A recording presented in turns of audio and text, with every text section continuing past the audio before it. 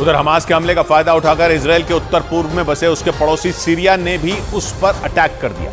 Israel ने दावा किया कि सीरिया ने उस पर एक के बाद एक मॉर्टर दागे, यानी इसराइल अब 3 तरफ से घिर गया है। उसे खतरा अकेले हमास से नहीं है, बल्कि लेबनान से हिजबुल्लाह भी हाथ धोकर उसके पीछे पड़ा है और अब सीरिया ने भी इसराइल पर धावा बोल दिया।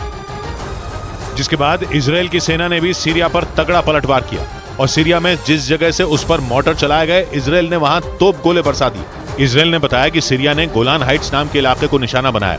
वैसे तो गोलान हाइट्स पर इसराइल की सेना तैनात है, लेकिन पहले वो सीरिया का इलाका था जिस पर इसराइल ने 1967 की जंग में कब्जा कर लिया था। तभी से गोलान हाइट्स के लिए सीरिया और इसराइल में थनी पड़ी है।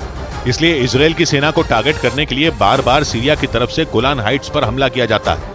बताया गया कि इस बार हिजबुल्लाह से जुड़े फिलिस्तीनी लड़ाकों ने गोलान हाइट्स पर अटैक किया, जिसका मतलब साफ है कि इसराइल पर 3 दिशाओं से मुसीबत टूट पड़ी है। बीते शनिवार से दक्षिण में गाजा पट्टी से हमास ने इसराइल पर जंग छेड़ी हुई है।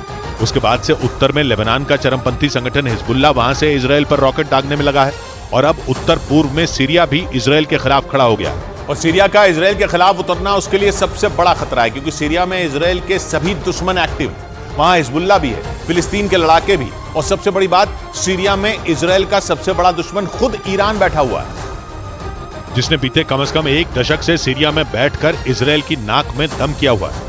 सीरिया में 2011 से गृह युद्ध छिड़ा है, इसलिए वहां राष्ट्रपति बशर अल असद की सरकार को विद्रोहियों से बचाए रखने के लिए ईरान ने अपने हजारों लड़ाके वहां उतारे हुए हैं। जबकि वैसे ईरान और इसराइल एक दूसरे के पड़ोसी नहीं है, दोनों के बीच लंबा चौड़ा फासला है, लेकिन सीरिया की मदद करने के नाम पर ईरान इसराइल के एकदम पड़ोस में अपनी पैठ बना चुका है। इसी बात का इसराइल को भी डर है। इसराइल सीधा दावा करता है कि ईरान के लड़ाके सीरिया में बैठकर इसराइल के खिलाफ साजिश करते हैं। ईरान के समर्थन वाला हिजबुल्लाह भी सीरिया में काफी एक्टिव है, इसलिए सीरिया से इसराइल पर वार होना बहुत बड़ी जंग की आहट है। अगर सीरिया इस युद्ध में कूद गया तो पूरे के पूरे पश्चिम एशिया में खून की नदियां बहने लगेंगी।